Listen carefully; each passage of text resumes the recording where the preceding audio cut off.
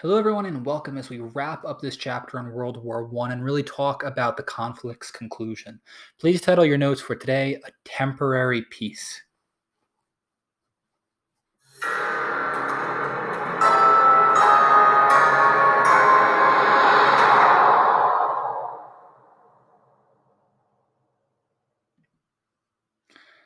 So, just to begin, we have to start by looking at this Treaty of Brest-Litovsk, which is really a significant turning point in the First World War.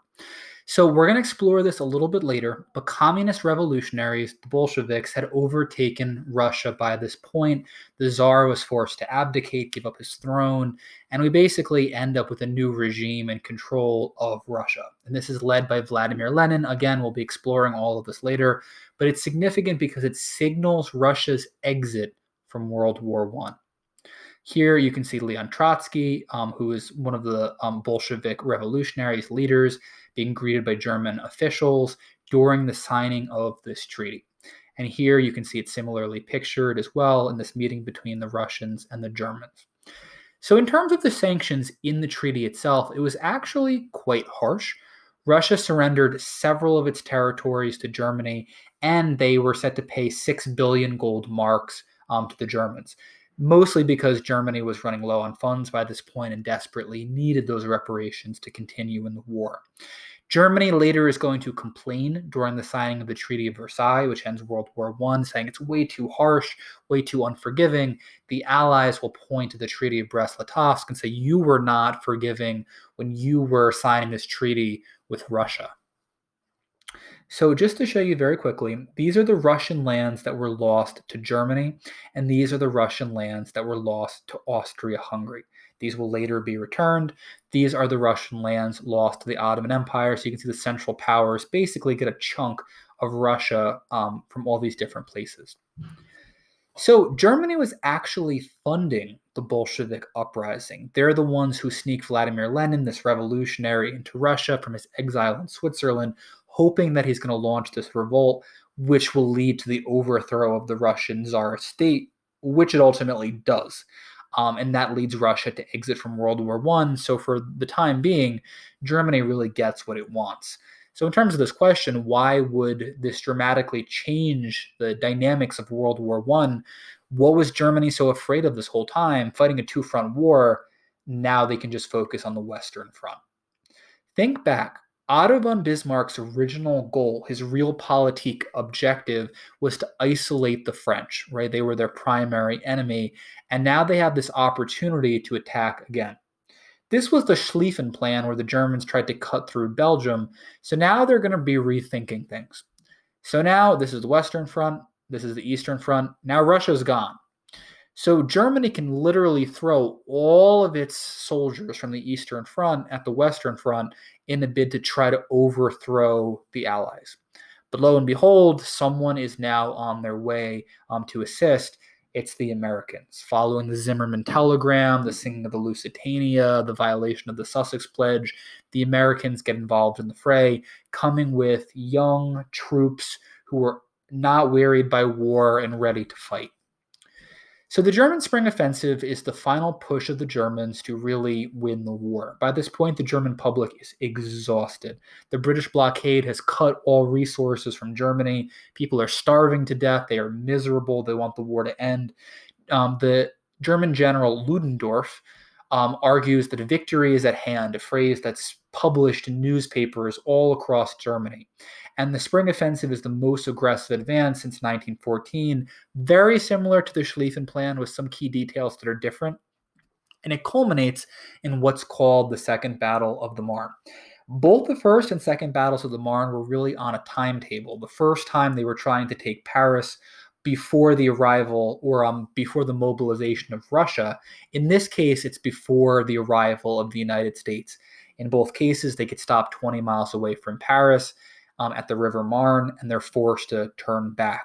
The U.S. shows up, they stop them in their tracks, and the 100 Days Offensive, which is a phrase used for this operation, is used to push the Germans back away from the River Marne, back into Germany. So here's Paris, and then you can see here, this is as far as the Germans get, right? This is Paris, The dark purple line is the Western Front.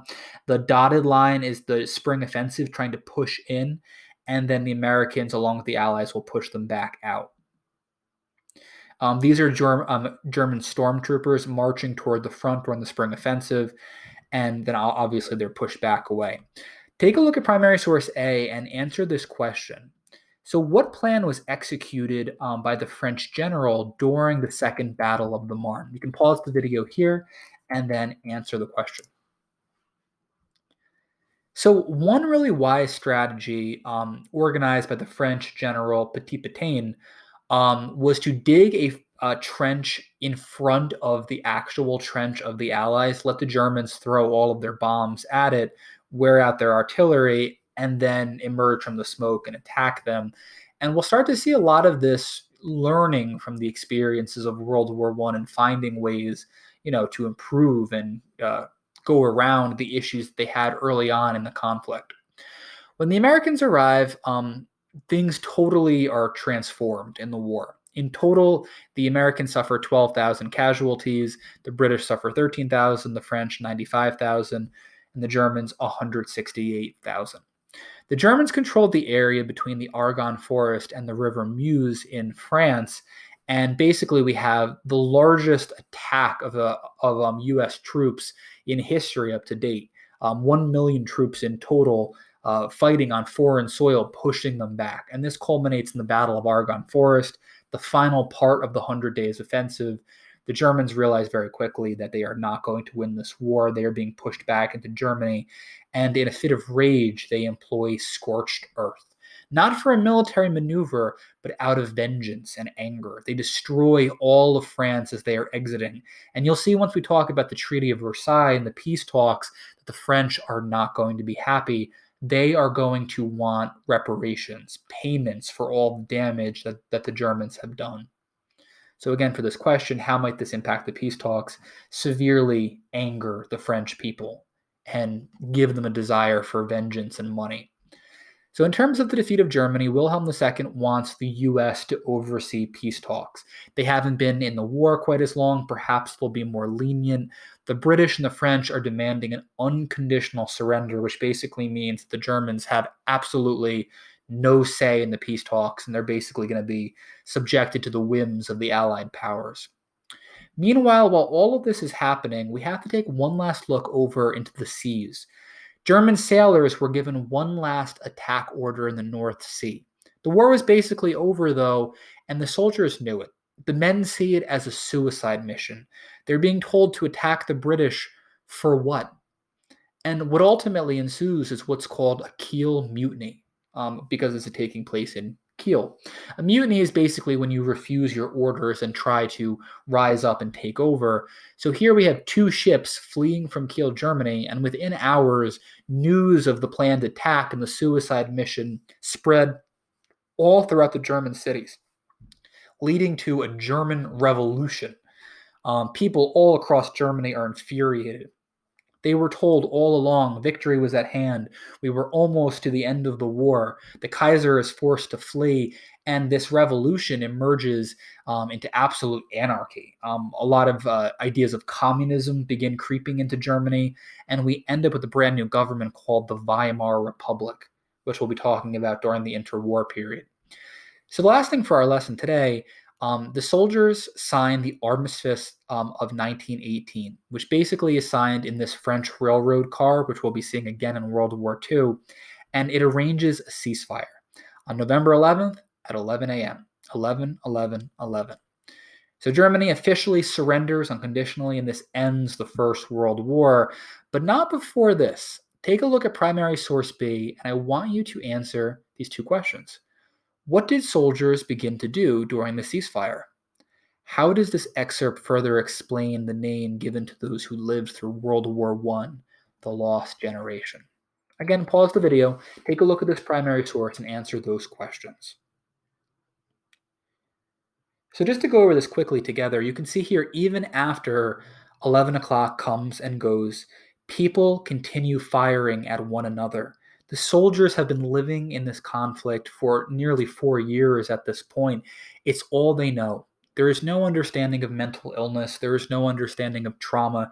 The soldiers don't believe that the war can have an end. It's simply a part of them. The psychological agony and physical agony of what they've gone through simply becomes them. The document says some suffered a total nervous collapse. Here you can see soldiers celebrating the armistice of 1918 and the official end of World War I. Going forward, we're going to be exploring the Paris peace talks, the signing of the Treaty of Versailles, but the lingering question from this chapter is really how this transforms history. World War I is known as the war to end all wars, but of course, we know from the present that that wasn't the case. World War II is just around the corner. The psychological trauma of World War I, in large part, is what leads World War II to be so deadly. The world powers being so reluctant to enter into another conflict, ultimately appeasing Germany and Italy as they become more aggressive. And we'll see the psychological trauma infiltrate the public and the social sphere of life in a lot of different ways during the interwar period as well.